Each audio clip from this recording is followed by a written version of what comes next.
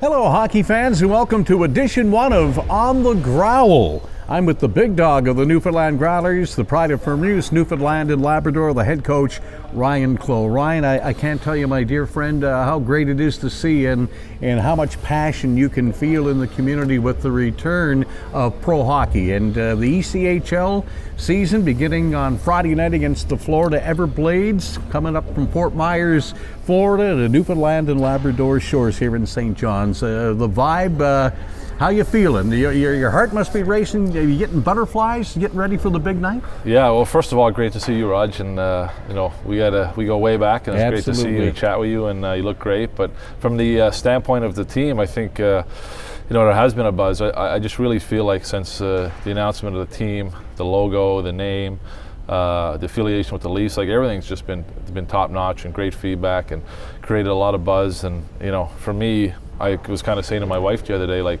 when I played, it was just normal business. Like when you start to play, and as a coach, like the last week, I just been having butterflies and excited because I think it's a little bit you prepare your team and then you let them go and it's out of your control. So that's tough to relinquish, but we feel prepared, and more than anything for me is just the opportunity to get started and a lot of excitement.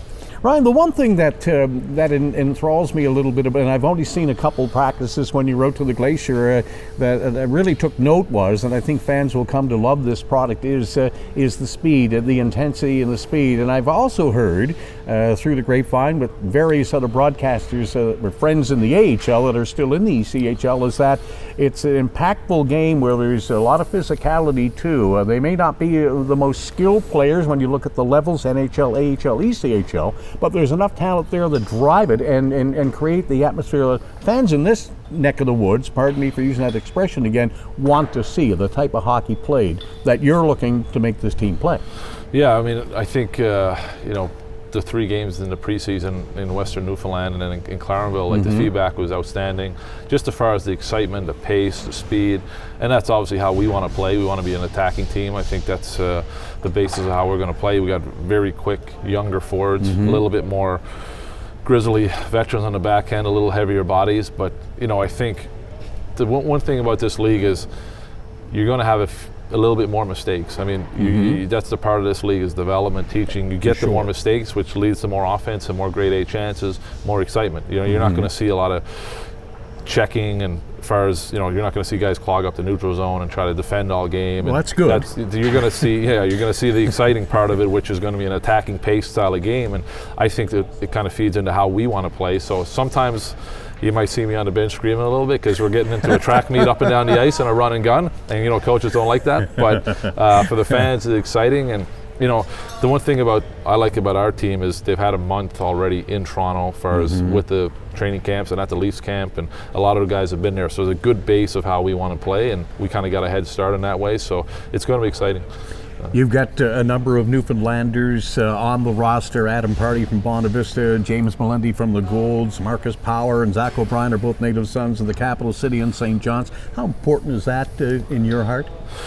It was important. I mean, to me, what I was really looking for is that, are they impactful players, or are we just bringing them in because they're local guys? And I felt we brought in the guys that were from here that are going to be impactful players. And Zach O'Brien obviously is a tremendous player, won the Calder Cup a couple of years ago in Manchester. James Melendi's had a lot of experience in the AHL, and obviously Marcus has great numbers in the CIS. And then Adam. He's an NHL player that was playing at a high level in Sweden last year. So those guys should be impactful players for us. That was the most important, and I laid it out right away for them that they're here as a part of a leadership role. They're not here just to show guys around town. Like, you're here to set the standard that I want to uphold, and that was important to them as well. They're from this province, so they want to represent this province the right way. And I think any of the guys in line that are not from around here, will probably be snapped in place pretty quick if they start to drift, because we're going to have a certain standard that not only on the ice but off the ice. And you know the community work around here, that how much it means to the community. The players involved, and that's what always separated the Glenn Stafford and the Leafs organization, the Ice Caps, is their community work and involvement, and they'll be at a premium for us. So, but those guys will drive that culture, and they're all great guys. We've had many conversations with them, and they're more excited than anyone to get started, and I think they're going to be important pieces for this team. Yeah. With Ryan Clowe on the Growl here from Mile One Center as the Newfoundland Growlers get ready to open up their inaugural season on Friday against the Florida Everblades from Fort Myers, FLA.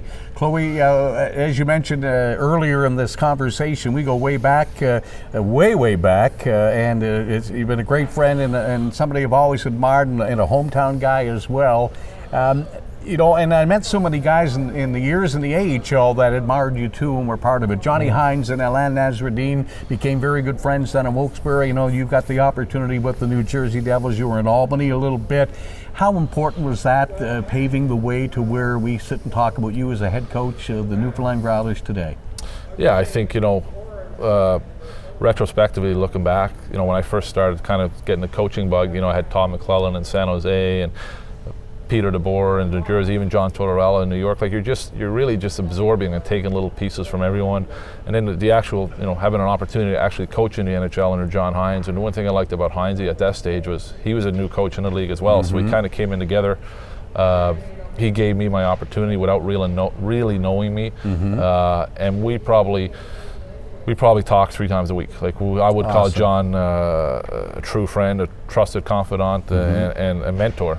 And same with Alain Nasreddine, and you know we're constantly jabbing back and forth. And you know the one thing I learned is you need that, no different than a team as a staff. You need that camaraderie for sure, and you need that energy because you spend more time together than the players, the coaches. Like you're literally attached to each other, so you got to be able to get along. And I reach out my first year head coaching. I need those guys to reach out to. I'm going to come in to hit roadblocks myself.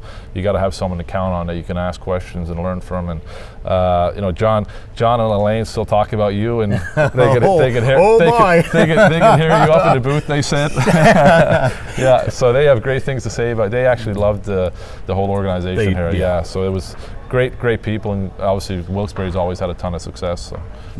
I'll tell you, Ryan, it was mutual respect with the Pittsburgh Penguins and the Wilkes-Barre Scranton Penguins. A couple more things before I let you go. I know you're a busy guy.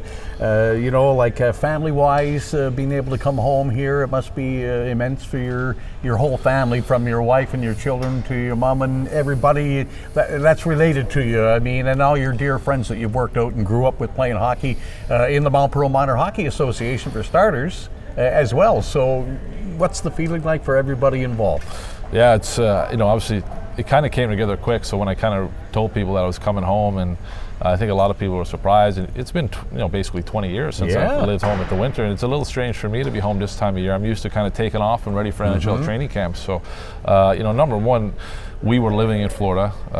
My wife and family would come back and forth to New Jersey, and just until we find out what was going to happen next. And you know, to uproot your family and move back home. My wife's from here; she loves it here, but you know, it's a big sacrifice to take the kids out of school, and you're coming back, and it's very selfless. Like, you know, the more you realize it, especially for me, I played and now getting into coaching, like it's, you really got to have a support staff from your family, and my wife's been tremendous. My daughter's thrilled to be home around family again, cousins. You know, she was born here, and my little guy was born a Yankee. He was born in Florida, so he doesn't know what's going on. He's only 2 years old, so we got to get some skates on him eventually. And it's good to get. And it's great to be back. Like I was telling the guys, like just turning on the sports in the morning, and watching TSN and watching hockey games, and like just getting that again, getting that the hockey culture. It's been fantastic. So everyone's happy to be back. We'll see once she drops down a little bit and the snow hits, but it's all good. It's all good.